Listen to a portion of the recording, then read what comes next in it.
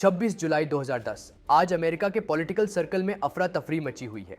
अमेरिकी राष्ट्रपति सुबह होते ही एक हाई लेवल मीटिंग बुलाते हैं जिसमें CIA चीफ के साथ साथ अमेरिका के सभी शक्तिशाली नेता मौजूद हैं। आज अमेरिका इसलिए घबराया हुआ है क्योंकि इनके रिश्ते लगभग आधी दुनिया से खराब होने की कगार पर है और हालात ऐसे हैं कि दुनिया को डेमोक्रेसी का पाठ पढ़ाने वाला ये देश पूरी दुनिया से मुंह छुपाता घूम रहा है। अमेरिका को इस हद तक चिंता देने वाला रशिया या चीन नहीं है, बल्कि एक आम सा पत्रकार है जिसका नाम है जूलियन असांज।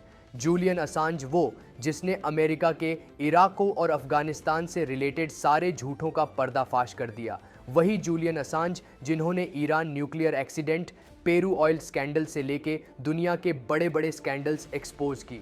दोस्तों, आज की इस वीडियो में हम इन्हीं जूलियन असांज के बारे में जानेंगे। हम जानेंगे कि आखिर क्यों असांज को दी अमेरिकन्स नाइटमेयर के नाम से बुलाया जाता है। CIA जो दुनिया में तख्ता पलट और शक्तिशाली शख्सियत की हत्याएं कराने के लिए कुख्यात है, वो इस अकेले आदमी से क्यों डरती है। दोस्तों, ये वीडियो काफ़ी इंटरेस्टिंग होने वाला है, आप एंड तक बने रहिएगा। Early days of Julian Assange. अगर मैं आपसे कहूं कि जिस उम्र में बच्चे प्लास्टिक के खिलौनों से खेलते हैं, उस उम्र में जूलियन US आर्मी जनरल्स के सीक्रेट मैसेजेस पढ़ा करते थे, सुनने में कुछ अजीब लगेगा, लेकिन इनके लिए ये काम खिलौनों से खेलने जितना ही नॉर्मल था। लेकिन कैसे? इस सवाल का जवाब ढूंढने के लिए हमें असांज के बचपन पे नज़र डालनी होगी। जूलियन असांज का जन्म 3 जुलाई 1971 को ऑस्ट्रेलिया में हुआ था। बचपन से ही ये अपनी उम्र के बच्चों से ज़्यादा समझदार थे और अक्सर इलेक्ट्रॉनिक चीज़ों के साथ छेड़खानी किया करते थे। उनके इसी शौक को देखते हुए उन्हें पहली बार कंप्यूटर उनकी माँ ने 10 साल की उम्र में गिफ्ट किया था। तब इनका कंप्यूटर्स में दिलचस्पी रखना उनके माता पिता को बड़ा गर्व महसूस करवाता था।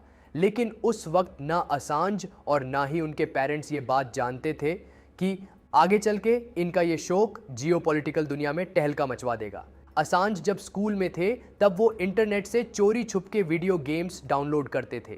फिर वो धीरे धीरे पासवर्ड्स क्रैक करने में कामयाब होने लगे और हैकिंग में उनकी दिलचस्पी बढ़ती चली गई।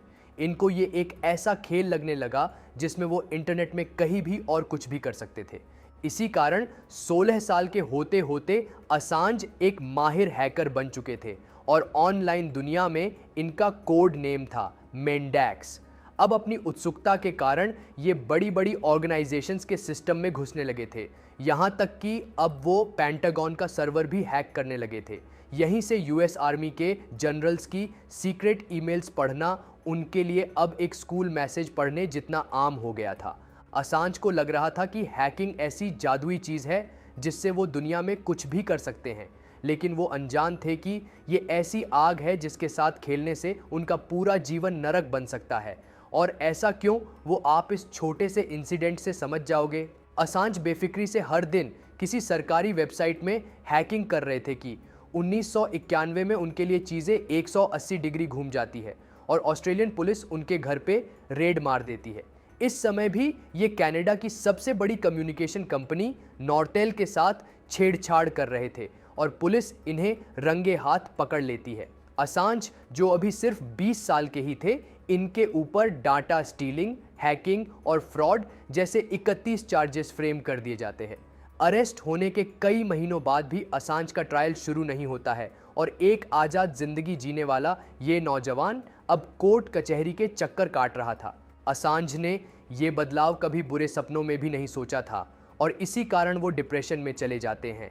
इन्हें सबसे बड़ा झटका तब लगा था जब मात्र 25 साल की उम्र में उन्हें 290 साल की सज़ा सुना दी गई थी।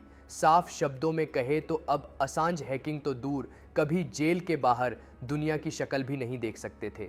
लेकिन किस्मत को कुछ और मंजूर था और ये कोर्ट में माफ़ी की गुहार लगाते हैं। साथ ही कहते हैं कि उनके साथ नाइंसाफ़ी हुई है, उनका ट्रायल भी फेयर नहीं था। चूँकि असांज जो एक बार ऑस्ट्रेलियन पुलिस की बम ढूंढने में मदद कर चुके थे और इन्होंने कभी डाटा का मिसयूज़ भी नहीं किया था, इसलिए ये सब चीज़ें देखते हुए इनकी जेल टर्म 1 साल कर दी गई और उन्हें 7,000 ऑस्ट्रेलियन डॉलर के फाइन के बदले बाद में आज़ाद कर दिया गया। Birth of WikiLeaks. दोस्तों, आपको असांज के जीवन का ये एक छोटा सा पहलू लग रहा होगा, लेकिन ये वही वाकया है जिसके कारण असांज ने एक ऐसी शुरुआत की जो पूरी दुनिया में और खास करके अमेरिका जैसी सुपर पावर के पैरों तले जमीन खिसका देता है। दरअसल असांज जो आर्मी जनरल्स के लेटर्स पढ़ते थे, उसमें इन्होंने ध्यान दिया कि ये बड़े बड़े देश दुनिया से बहुत गहरे झूठ बोलते हैं और सभी को गुमराह करते हैं। साथ ही असांज ने जेल से बाहर निकलने के लिए रिसेंटली ही सरकार की तानाशाही एक्सपीरियंस की थी। इन कारणों ने मिलकर एक नए असांज को जन्म दिया। असांज ने एक ऐसी दुनिया की कल्पना की जहां पावरफुल देशों के काले कारनामे भी सबके सामने रखे जा सके। असांज की इस आइडियोलॉजी को ताकत तब मिली जब वो 2006 में अपने ही जैसे 2 और लोगों से मिलते हैं जो फ्रीडम ऑफ प्रेस में विश्वास रखते हैं। इनके साथ मिलके असांज ने एक ऐसे प्लेटफॉर्म को जन्म दिया जहां कोई भी किसी भी तरह का सीक्रेट डॉक्यूमेंट अपलोड कर सकता है। और सबसे इंटरेस्टिंग बात यह है कि डॉक्यूमेंट अपलोड करने वाले की आइडेंटिटी भी सीक्रेट रहेगी। इस वेबसाइट को नाम दिया गया विकीलीक्स। दोस्तों, मैं दावे के साथ कह सकता हूं, आपने अपने जीवन में एक न एक बार विकीलीक्स का नाम जरूर सुना होगा। विकीलीक्स अपने शुरुआती दिनों से ही दुनिया के सामने गहरे खुलासे करने लगी, जैसे कि केन्यन पुलिस किलिंग्स, जिसमें पता चला कि केन्या पुलिस सिर्फ शक के बिना पर ही 1 साल के अंदर अंदर 500 से ज़्यादा सिविलियंस के एनकाउंटर कर चुकी थी। दूसरा, तिब्बत में चीन की एक्टिविटीज़ की वीडियोस, जिनमें साफ दिख रहा था कि कैसे चाइनीज़ फोर्सेस तिब्बत के लोगों को बेदर्दी से मारती है और दुनिया को कानों कान खबर भी नहीं लगने देती। और तीसरा, सबसे फेमस जूलियस बायर बैंक का घोटाला, जिसमें सामने आया कि कैसे जूलियस बायर बैंक करोड़ों रुपए की टैक्स चोरी कर पूरे अमेरिका को चूना लगा रहा है। इन खुलासों के कारण असांज ने अचानक पूरी दुनिया में हेडलाइंस बना ली और बहुत सारे एनजीओ भी इनकी इस मुहिम का हिस्सा बनने लगे। देखते ही देखते विकीलीक्स को दुनिया भर के बड़े वकीलों से सपोर्ट मिलने लगा और खूब सारी फंडिंग भी। बस फिर क्या था, विकीलीक्स या कहे तो असांज बिना डरे अलग अलग देशों के काले कारनामे दुनिया के सामने पेश करते रहे और ये चीज़ इस हद तक दुनिया को पसंद आने लगी कि 2009 में असांज को एमनेस्टी इंटरनेशनल मीडिया अवार्ड से नवाजा गया। अब असांज का फ्री प्रेस का सपना सच होता दिखाई देने लगा और वो यहाँ रुके नहीं। उन्होंने एक ऐसा डॉक्यूमेंट लीक किया जिसके कारण विकीलीक्स, जिसे अमेरिका एक नॉर्मल सी विसल ब्लोअर वेबसाइट समझती थी, उससे अब अमेरिका के पैर कांपने लगे। Cause of Assange arrest. April 2010 WikiLeaks की वेबसाइट पे एक यूएस आर्मी की कोलैटरल मर्डर के नाम से वीडियो पब्लिश की गई। वीडियो पब्लिश होते ही वायरल हो गई क्योंकि इस बार दुनिया के सामने कुछ ऐसा आया जिसके कारण यूएसए के सबसे करीबी दोस्तों ने भी उससे दूरी बनानी शुरू कर दी। इस वीडियो में अफगानिस्तान में 10-12 निहत्थे लोगों को यूएस आर्मी का अपाचे हेलीकॉप्टर बेदर्दी से मारता हुआ दिखाई दे रहा था। इस इंसिडेंट में 2 छोटे बच्चे भी मौत का शिकार हुए थे। इस वीडियो के लीक होते ही सारी दुनिया अमेरिका के अफगानिस्तान में होने पे सवाल उठाने लगी। ये सिलसिला यहाँ नहीं रुका क्योंकि अक्टूबर के महीने में विकीलीक्स की वेबसाइट पे 4 लाख डॉक्यूमेंट्स अपलोड किए जाते हैं। इन डॉक्यूमेंट्स में साफ दिखाई दे रहा था कैसे अमेरिका ने डेमोक्रेसी को बचाने का हवाला देकर इराक में 60,000 सिविलियंस को मौत के घाट उतार दिया था। ये डॉक्यूमेंट्स देखकर पूरी दुनिया के सामने से अमेरिका का अच्छाई का मुखौटा हटने लगा और अमेरिका अचानक से जियोपॉलिटिकल शतरंज में बैकफुट पे आ गया। ये सब अभी हुआ ही था कि नवंबर के महीने में विकीलीक्स कुछ ऐसा लीक करती है जिसके सामने इराक वॉर वाले डॉक्यूमेंट्स एक छोटे बच्चे जैसे लगने लगे। इस लीक का नाम है केबलगेट फाइल्स। ये वो सीक्रेट फाइल्स है जो पिछले 40 सालों से दुनिया भर में फैले यूएस डिप्लोमेट्स ने अमेरिका को भेजी है। इन फाइल्स में ऐसे खुलासे हुए कि कैसे अमेरिका डेमोक्रेसी की आड़ में एशियन और अफ्रीकन कंट्रीज़ में अपने फ़ायदे के लिए सरकारों का तख्ता पलट करवाती है, कैसे अमेरिका एम्बेसी की आड़ में अपने फ्रेंडली नेशंस पे ही जासूसी करती है और उस देश के पॉलिटिकल लीडर्स पे अपना कंट्रोल बना के रखती है। इन सारे लीक्स के बाद असांज को बेशुमार पॉपुलैरिटी तो मिली, लेकिन यही उनका सबसे बड़ा सरदर्द भी बन गई क्योंकि असांज अब एक साधारण से हैकर नहीं रहे, बल्कि दुनिया के सामने सच रखने के कारण वो यूएसए के सबसे मोस्ट वांटेड क्रिमिनल बन गए। यूएसए इस खेल में अभी भी खुल के नहीं उतरा क्योंकि वो असांज के खिलाफ कोई भी बात बोल के खुद को डेमोक्रेसी का रखवाला नहीं दिखा सकता। इसलिए यूएसए ने असांज के साथ एक दोहरी लड़ाई छेड़ दी।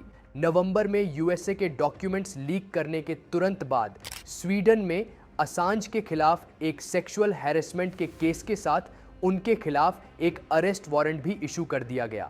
असांज जो इस समय लंदन में थे, उन्हें सरेंडर करना पड़ा, लेकिन अगले महीने दिसंबर में लंदन हाई कोर्ट ने असांज को बेल दे दी।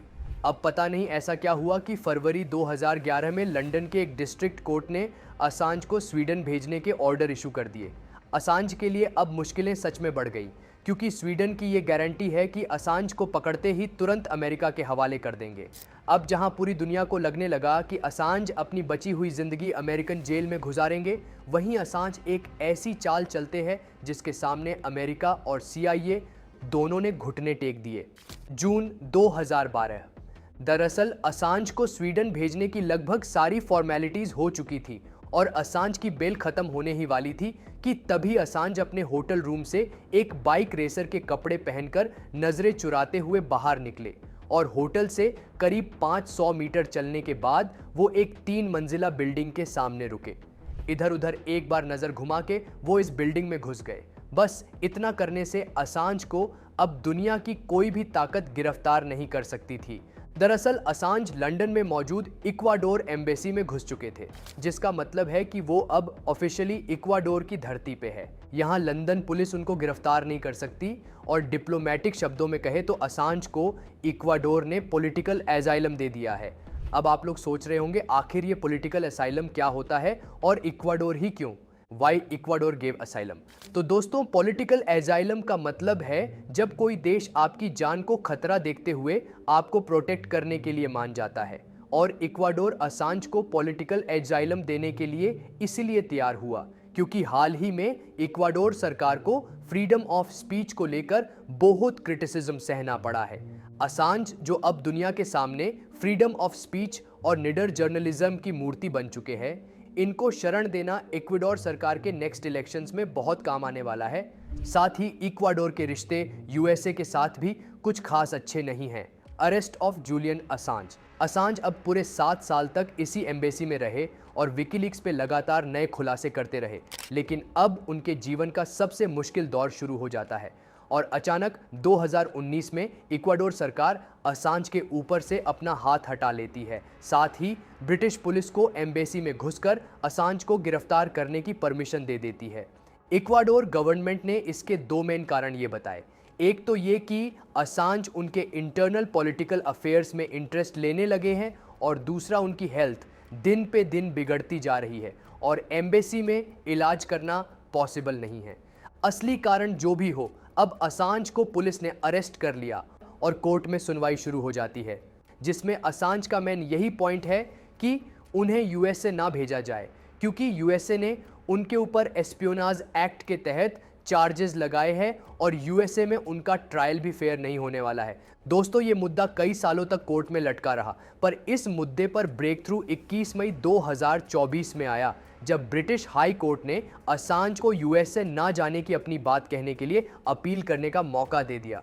अब देखना ये होगा कि क्या अपील के बाद हाई कोर्ट असांज को यूएसए ना भेजने का फैसला सुनाएंगे, या फिर यूएसए के काले कारनामे दुनिया के सामने उजागर करने के कारण असांज को यूएसए की जबरदस्ती का शिकार बनना पड़ेगा।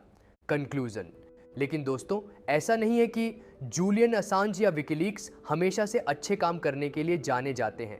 इन पर कई बार वेरियस ऑर्गेनाइजेशन और इंडिविजुअल जर्नलिस्ट के द्वारा लोगों की पर्सनल प्राइवेसी के उल्लंघन करने के आरोप लगे हैं। विकीलीक्स को लोगों के social security number, medical information और क्रेडिट कार्ड डिटेल्स लीक करने पर काफ़ी खरी खोटी सुनाई जाती है।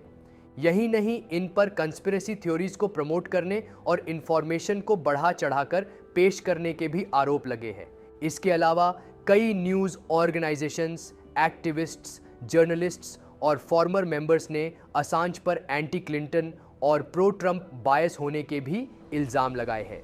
साथ ही ये खबरें भी सामने आई कि विकीलीक्स रशियन गवर्नमेंट को सीक्रेट डॉक्यूमेंट्स बेचता है, जिसके चलते अमेरिका के CIA हेड माइक पोम्पियो ने विकीलीक्स को non state hostile intelligence service बताया है।